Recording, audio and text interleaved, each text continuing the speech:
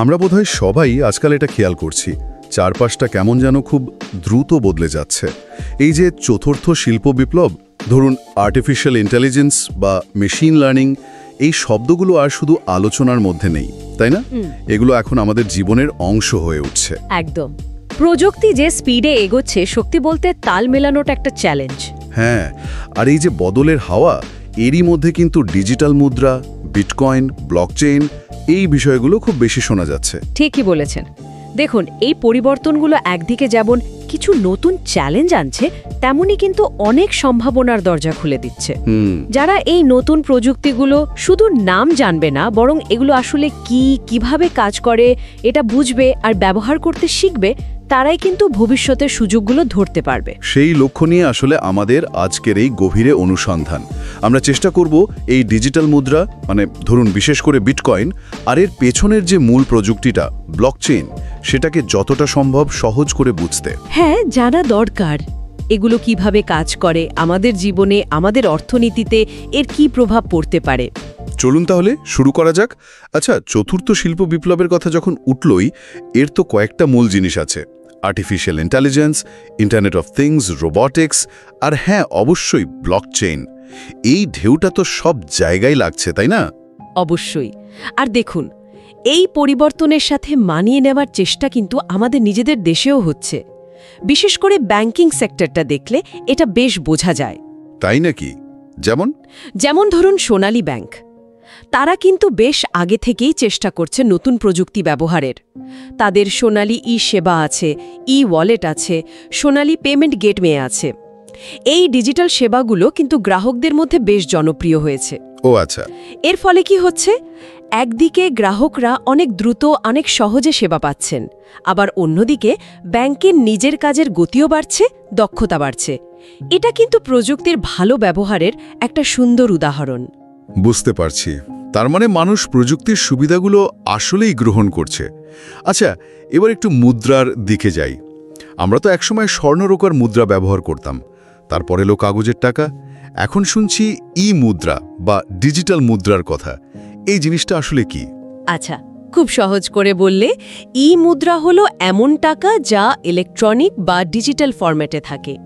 কাগজের টাকার মতো হাতে ধরা যায় না, কিন্তু এর ভ্যালু আছে, অস্তিত্ব আছে, আর এটা দিয়ে লেনদেনও করা যায়। যেমন আমাদের ব্যাংক অ্যাকাউন্টের টাকা বা মোবাইলের ওয়ালেটের টাকা। একদম ঠিক, ওগুলোও কিন্তু এক ধরনের ডিজিটাল মুদ্রা। এই যে বড় একটা ধারণা ডিজিটাল মুদ্রা, এর মধ্যেই একটা বিশেষ টাইপ হলো ক্রিপ্টোকারেন্সি। ক্রিপ্টোকারেন্সি, এই নামটা শুনলেই কেমন যেন একটা রহস্য। এর এমন কি বিশেষত্ব আছে যা একে অন্য ডিজিটাল মুদ্রা থেকে আলাদা করে? ক্রিপ্টোকারেন্সির প্রধান দুটো বৈশিষ্ট্য আছে যা একে আমাদের চেনা জানা আর্থিক ব্যবস্থা থেকে একদম আলাদা করে দেয়। প্রথমটা হলো, এটা সাধারণত বিকেন্দ্রীভূত হয়, মানে ডিসেন্ট্রালাইজড। ডিসেন্ট্রালাইজড মানে হলো কোনো একটা দেশের সরকার বা কোনো কেন্দ্রীয় ব্যাংক কিন্তু এটা তৈরি বা নিয়ন্ত্রণ করে না। এর কন্ট্রোলটা থাকে একটা ডিস্ট্রিবিউটেড নেটওয়ার্কের হাতে, মানে অনেকের হাতে ভাগ করা। ও আচ্ছা। আর দ্বিতীয় বৈশিষ্ট্য? দ্বিতীয়টা হলো, এর লেনদেন হয় সরাসরি একজন ব্যবহারকারীর কাছ থেকে আর একজন ব্যবহারকারীর কাছে, পিয়ার টু পিয়ার বা P2P যাকে বলে। এখানে কোনো ব্যাংক বা অন্য কোনো আর্থিক প্রতিষ্ঠানের মধ্যস্থতা লাগে না। ইন্টারেস্টিং। এখন তো অনেক রকম ক্রিপ্টোকারেন্সি আছে মনে হয়। হ্যাঁ, অনেক। সবচেয়ে পরিচিত তো বিটকয়েন, BTC।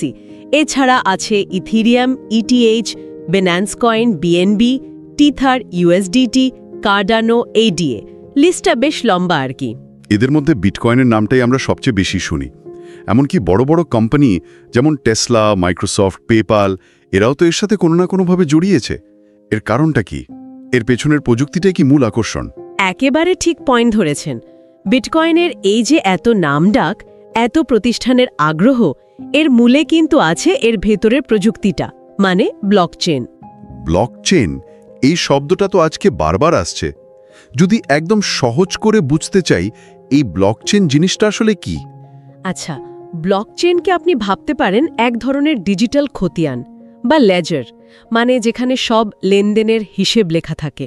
একটা ডেটাবেসের মতো? হ্যাঁ, তবে সাধারণ ডেটাবেস বা খাতার সাথে এর মেইন পার্থক্য হলো এটা বিকেন্দ্রীভূত।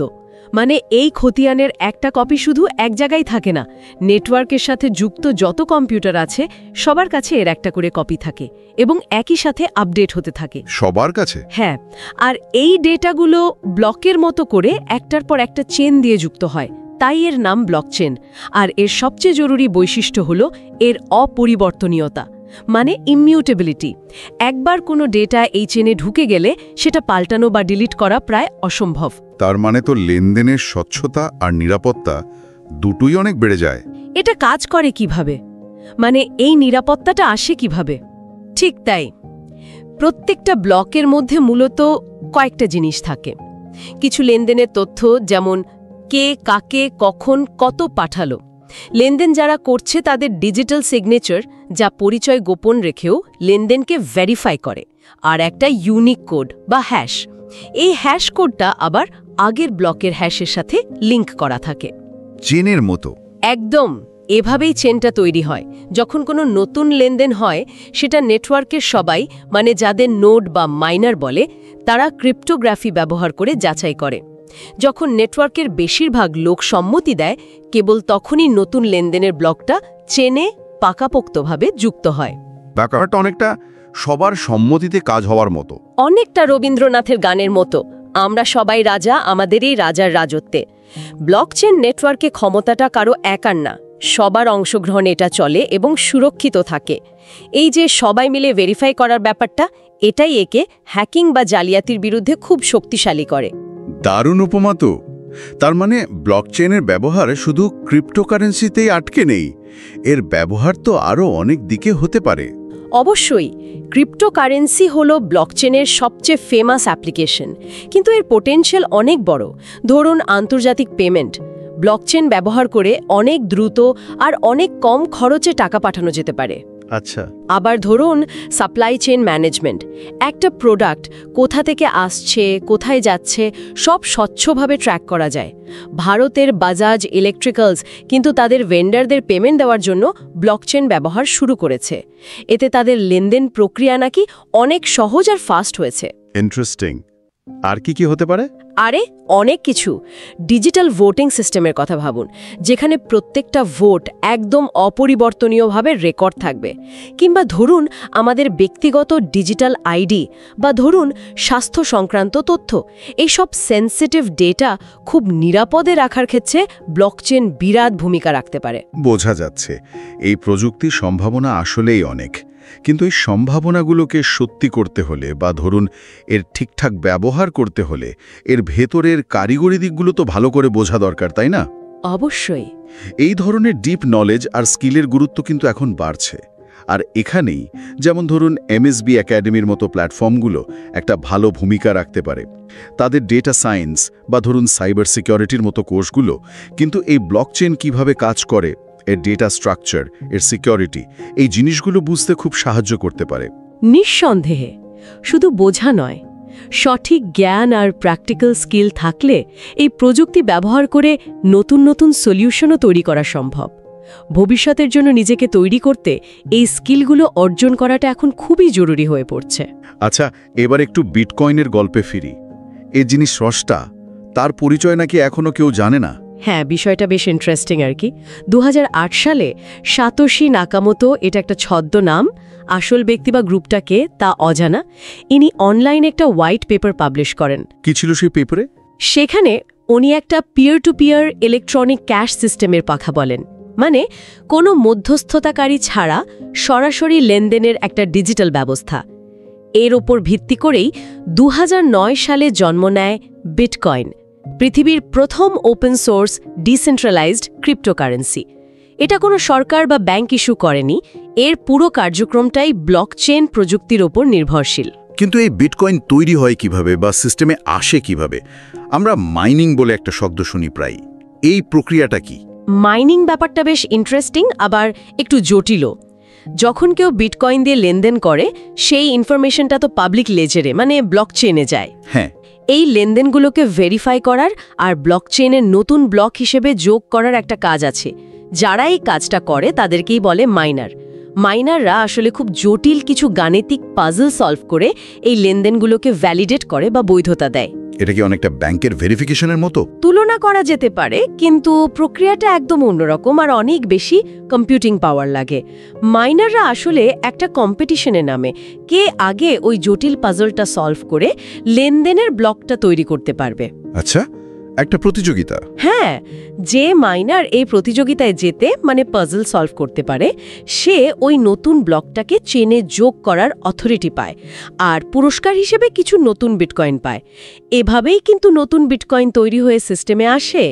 মজার ব্যাপার হলো, নতুন বিটকয়েন তৈরির এটাই একমাত্র পথ, পুরনো লেনদেনকে ভেরিফাই আর প্রসেস করা। তার মানে চাইলেই ইচ্ছামতো বিটকয়েন বানানো যায় না? এর সাপ্লাই কি লিমিটেড? একদম। সাতোশি নাকামোতো সিস্টেমটা এমনভাবে ডিজাইন করেছেন যে মোট বিটকয়েনের সংখ্যা কখনোই 21 মিলিয়নের বেশি হবে না, মানে 2,10 লক্ষ। ও, এর মধ্যে প্রায় 19 মিলিয়নের বেশি কিন্তু অলরেডি মাইনিং হয়ে গেছে। আর নতুন বিটকয়েন তৈরির যে রেট, সেটাও কিন্তু সময়ের সাথে সাথে কমে আসে। প্রতি 4 বছর পর পর মাইনিংয়ের রিওয়ার্ড হিসেবে পাওয়া বিটকয়েনের পরিমাণ অর্ধেক হয়ে যায়। এটাকে বলে হালভিং। হালভিং মানে অর্ধেক হয়ে যাওয়া? ঠিক, এটা একটা প্রি প্রোগ্রামড ব্যাপার যা বিটকয়েনের সাপ্লাইকে কন্ট্রোল করে। অনেকটা সোনার মতো, মানে একটা লিমিটেড রিসোর্সের মতো ক্যারেক্টার দেওয়ার চেষ্টা আর কি। এই যে লিমিটেড সাপ্লাই, আবার এর প্রতি মানুষের আগ্রহ বাড়ছে, কখনো ইনভেস্টমেন্ট হিসাবে, কখনো টেকনোলজি নিয়ে কিউরিওসিটি থেকে। এটাই এর দামের এত ওঠানামার একটা বড় কারণ। দাম তো মনে হয় অনেক বেড়েছিল। হ্যাঁ, একসময় যা প্রায় কিছুই ছিল না, সেটা বেড়ে প্রায় $57,000 পর্যন্ত গিয়েছিল। আর একটা ব্যাপার হলো, লেনদেনের সময় ব্যবহারকারীর আসল নাম পরিচয় লাগে না, শুধু তার ডিজিটাল ওয়ালেট অ্যাড্রেসটা ব্যবহার হয়। তবে সব লেনদেন যেহেতু পাবলিক লেজারে থাকে, তাই এটাকে পুরোপুরি অ্যানোনিমাস না বলে সিউডোনেমাস বা ছদ্মনামে বলা ভালো। তাহলে এই মাইনিং কি যে কেউ করতে পারে, যেমন শুরুতে হয়তো করা যেত? থিওরিটিক্যালি হ্যাঁ, নেটওয়ার্কে যে কেউ যোগ দিতে পারে, কিন্তু প্র্যাকটিক্যালি ব্যাপারটা এখন অনেক কঠিন হয়ে গেছে। শুরুতে সাধারণ ল্যাপটপ বা ডেস্কটপ দিয়েও মাইনিং করা যেত। তাই নাকি? হ্যাঁ, কিন্তু নেটওয়ার্ক যত বড় হয়েছে, কম্পিটিশন যত বেড়েছে, ওই ম্যাথ পাজলগুলো তত কঠিন হয়েছে। এখন সাকসেসফুলি মাইনিং করতে গেলে বিশেষ ধরনের খুবই পাওয়ারফুল আর এক্সপেন্সিভ হার্ডওয়্যার লাগে, যেমন high end graphics card, GPU, বা ধরুন বিশেষায়িত চিপস, যেগুলোকে বলে ASIC miner. ASIC? Application specific integrated circuit, মানে এই কাজের জন্যই বানানো চিপ। কারণ এই কাজে প্রচুর কম্পিউটিং পাওয়ার লাগে, প্যারালালি অনেক ক্যালকুলেশন করতে হয়। এই মেশিনগুলো শুধু দামিই না, এগুলো চালাতে প্রচুর ইলেকট্রিসিটিও লাগে, জানিয়ে কিন্তু পরিবেশবাদীরা বেশ চিন্তিত। বিদ্যুতের খরচ আর পরিবেশের উপর প্রভাব, এটা একটা ভাবনার বিষয়। আর দেখুন, এখানে কিন্তু ভবিষ্যতের চাকরির বাজারের একটা দিক খুলে যাচ্ছে। এই যে জটিল প্রযুক্তি, এর নেটওয়ার্ক ম্যানেজ করা, বিশাল পরিমাণ ডেটা অ্যানালাইসিস করা, সিস্টেমের সিকিউরিটি দেখা, এই কাজগুলো করার জন্য কিন্তু স্কিলড লোকজনের চাহিদা বাড়ছে। ঠিক। এই যেমন এমএসবি একাডেমির মতো প্ল্যাটফর্মগুলোতে যে ডেটা অ্যানালাইসিস বা নেটওয়ার্কিংয়ের মতো কোর্সগুলো আছে, সেগুলো কিন্তু এই ভবিষ্যতের মার্কেটের জন্য দরকারি স্কিল তৈরিতে সরাসরি হেল্প করতে পারে। ডেটা কিভাবে প্রসেস করতে হয়, নেটওয়ার্ক কিভাবে কাজ করে, এই জ্ঞানগুলো ব্লকচেইন বা এই ধরনের প্রযুক্তি বোঝার জন্য খুব দরকারি। তার মানে এটা পরিষ্কার যে ব্লকচেইন প্রযুক্তিকে শুধু বিটকয়েনের সাথে গুলিয়ে ফেললে চলবে না, এর সম্ভাবনা অনেক ব্যাপক। অনেকে তো বলছেন এটা ইন্টারনেটের মতোই বৈপ্লবিক পরিবর্তন আনতে পারে। কথাটা অনেকাংশে সত্যি। ব্লকচেইন মানেই বিটকয়েন নয়, বিটকয়েন এর একটা অ্যাপ্লিকেশন মাত্র। বরং অন্যান্য সেক্টরে, যেমন ধরুন ব্যাংকিং বা ফিনান্সে, এর সম্ভাবনা প্রচুর। ব্লকচেইন এখানকার অনেক দিনের পুরনো সমস্যার নতুন সমাধান দিতে পারে। যেমন কি ধরনের সমাধান হতে পারে ব্যাংকিং সেক্টরে? বেশ কয়েকটা জায়গায়। প্রথমত, পেমেন্ট সিস্টেম। এই যে ডিস্ট্রিবিউটেড লেজার টেকনোলজি বা ডিএলটি ব্যবহার করে আন্তঃসীমান্ত লেনদেন, মানে এক দেশ থেকে আরেক দেশে টাকা পাঠানো, এটা অনেক দ্রুত আর অনেক কম খরচে করা সম্ভব হতে পারে। এখন তো অনেক সময় লাগে, খরচও বেশি। ঠিক, যেখানে এখন কয়েকদিন লেগে যায় আর বেশ ভালো ফি দিতে হয়, ব্লকচেইন সেটা হয়তো কয়েক মিনিট বা সেকেন্ডে আর খুব সামান্য খরচে করে ফেলতে পারবে। দ্বিতীয়ত, KYC, মানে নো ইয়োর কাস্টমার, গ্রাহককে চেনার যে প্রক্রিয়াটা। হ্যাঁ, এটা তো সব ব্যাংকেই করতে হয়। রাইট, গ্রাহকদের তথ্য যদি একবার ভেরিফাই করে খুব সিকিউরভাবে ব্লকচেনে রাখা যায়, তাহলে বিভিন্ন ফাইন্যান্সিয়াল ইনস্টিটিউশনে বারবার একই কাজ করার দরকার হবে না। এতে গ্রাহক আর ব্যাংক দুজনেরই সময় আর টাকা বাঁচবে, আবার সিকিউরিটিও বাড়বে। ইন্টারেস্টিং। তৃতীয়ত, লোন প্রসেসিং। ব্লকচেন ব্যবহার করে লোনের আবেদন ভেরিফাই করা, অ্যাপ্রুভ করা, টাকা দেওয়া, এই পুরো প্রক্রিয়াটা আরও ট্রান্সপ্যারেন্ট, ফাস্ট আর সিকিউর করা যেতে পারে। চতুর্থত, ওভারঅল সিকিউরিটি। ব্লকচেনে যে ডিসেন্ট্রালাইজড আর ইমিউটেবল নেচার, মানে তথ্য বদলানো যায় না, এর কারণে এটা হ্যাকিং বা ডেটা ট্যাম্পারিংয়ের বিরুদ্ধে অনেক বেশি রেজিস্ট্যান্ট। পঞ্চমত, জালিয়াতি প্রতিরোধ। যেহেতু প্রত্যেকটা লেনদেন নেটওয়ার্কের অনেকেই মিলে ভেরিফাই করছে, তাই এখানে জালিয়াতির সুযোগ অনেক কমে যায়। এছাড়াও ধরুন, রেমিটেন্স আনা সহজ করা, ট্রেড ফিনান্সের মতো জটিল জিনিস সহজ করা, ইনভেস্টমেন্ট বা ফান্ডিংয়ের নতুন পথ খোলা, আবার ক্রিপ্টোগ্রাফির ব্যবহার করে কাস্টমারের ডিজিটাল আইডেন্টিটি সিকিউর রাখা, এমন অনেক সম্ভাবনা আছে। বোঝা যাচ্ছে কেন এখন দুনিয়ার প্রায় সব বড় বড় ব্যাংক আর ফাইন্যান্সিয়াল ইনস্টিটিউশন ব্লকচেন নিয়ে এত রিসার্চ করছে বা পাইলট প্রজেক্ট চালাচ্ছে। বাংলাদেশ সরকারও যে 2020 সালে ন্যাশনাল ব্লকচেন স্ট্র্যাটেজি এনেছে, সেটাও তো নিশ্চয়ই গুরুত্ব বুঝেই। ঠিক তাই, ফিনটেক বা ফাইন্যান্সিয়াল টেকনোলজি ইন্ডাস্ট্রিতে ব্লকচেন এখন একটা হট টপিক। যারা এই টেকনোলজিটা বুঝে, এর অ্যাপ্লিকেশনগুলো জানে, তাদের চাহিদা কিন্তু ভবিষ্যতে বাড়বে। অবশ্যই। আর এই দরকারি জ্ঞান আর স্কিল অর্জনের জন্য ভালো রিসোর্সের গুরুত্ব অনেক। এখানেই এমএসবি একাডেমির মতো প্ল্যাটফর্মগুলো হেল্প করতে পারে। তাদের যদি ফিনটেক বা ব্লকচেনের প্র্যাকটিক্যাল দিকের ওপর স্পেশালাইজড কোর্স থাকে, সেগুলো কিন্তু একজন লার্নারকে ইন্ডাস্ট্রির জন্য রেডি করতে একটা কম্পিটিটিভ এজ দিতে পারে। এত সব সম্ভাবনার কথা তো শুনলাম, কিন্তু এই ডিজিটাল মুদ্রা, বিশেষ করে বিটকয়েনের মতো ক্রিপ্টোকারেন্সি নিয়ে তো অনেক কন্ট্রোভার্সি, অনেক রিস্কের কথাও শোনা যায়। সুবিধার দিকগুলো যদি আরেকবার বলি, এগুলো ছাপাতে হয় না, ভল্টে রাখতে হয় না, জাল করা প্রায় অসম্ভব, সহজে ট্রান্সফার করা যায়, আর ঠিকভাবে ব্যবহার করলে হয়তো বেশি সিকিউরও হতে পারে। এই সুবিধাগুলো অবশ্যই আছে, কিন্তু মুদ্রার উল্টোপিঠে যে ঝুঁকিগুলো, সেগুলো কিন্তু বেশ সিরিয়াস। সবচেয়ে বড় কনসার্ন হলো এর ডিসেন্ট্রালাইজড আর অনেক ক্ষেত্রে রেগুলেশন ছাড়া চলার প্রকৃতিটা। এর ফলে কিছু বেশ বড় সমস্যা তৈরি হয়েছে বা হওয়ার ভয় আছে। যেমন ধরুন, লেনদেনকারীর পরিচয় যেহেতু কিছুটা গোপন রাখা যায়, পুরোপুরি বেনামি না হলেও ছদ্মনামি, তাই এটা ইল্লিগাল কাজে ব্যবহারের একটা রিস্ক তৈরি করে। যেমন ধরুন, ড্রাগস বা অস্ত্রের ব্যবসা, কালো টাকা সাদা করা মানে মানি লন্ডারিং, এমনকি টেররিস্ট ফিন্যান্সিং বা সন্ত্রাসে অর্থায়নের কাজেও এর ব্যবহারের অভিযোগ কিন্তু উঠেছে। আর দামের যে অবস্থা, বিটকয়েনের দাম যেভাবে ওঠে আর নামে, এখানে ইনভেস্ট করা তো খুবই রিস্কি মনে হয়। একদম। এই যে এক্সট্রিম ভলেটাইলিটি বা অস্থিরতা, এটা সাধারণ ইনভেস্টরদের জন্য বিরাট ঝুঁকি। একদিন হয়তো দাম ডাবল হয়ে গেল, পরের সপ্তাহে দেখা গেল অর্ধেক। এমন ঘটনা তো প্রায়ই ঘটে। ঠিক। এছাড়াও আগেই যেমন বলছিলাম, বিটকয়েন মাইনিংয়ে যে প্রচুর ইলেকট্রিসিটি লাগে, সেটার এনভায়রনমেন্টাল ইম্প্যাক্ট নিয়েও কিন্তু চিন্তা বাড়ছে। কার্বন ফুটপ্রিন্ট একটা বড় ইস্যু হয়ে দাঁড়িয়েছে। সব মিলিয়ে কোনো ক্লিয়ার ইন্টারন্যাশনাল রুলস বা রেগুলেটরি বডি ছাড়া এর ফ্রি ইউজ কিন্তু ফাইন্যান্সিয়াল সিস্টেমে বড় ধরনের রিস্ক তৈরি করতে পারে। বাংলাদেশের অবস্থাটা কি? আমরা জানি বাংলাদেশ ব্যাংক এ ব্যাপারে বেশ স্ট্রিক্ট। হ্যাঁ, বাংলাদেশ ব্যাংক কিন্তু বেশ কয়েকবার সার্কুলার দিয়ে সাধারণ মানুষকে বিটকয়েন সহ অন্য ভার্চুয়াল কারেন্সিতে লেনদেন করতে মানা করেছে, সতর্ক করেছে। 2017 সালের ডিসেম্বরে একটা বিজ্ঞপ্তিতে তারা পরিষ্কার বলেছে, এই ধরনের মুদ্রা যেহেতু কোনো দেশের লিগ্যাল অথরিটি ইস্যু করে না, তাই এর এগেনস্টে কোনো ফাইন্যান্সিয়াল ক্লেমের লিগ্যাল বেসিস নেই। তার মানে এটা অবৈধ। তারা বলেছে, ভার্চুয়াল মুদ্রার লেনদেন আমাদের দেশের ফরেন এক্সচেঞ্জ রেগুলেশন অ্যাক্ট 1947 আর মানি লন্ডারিং প্রিভেনশন অ্যাক্ট 2012 অনুযায়ী শাস্তিযোগ্য অপরাধ হতে পারে।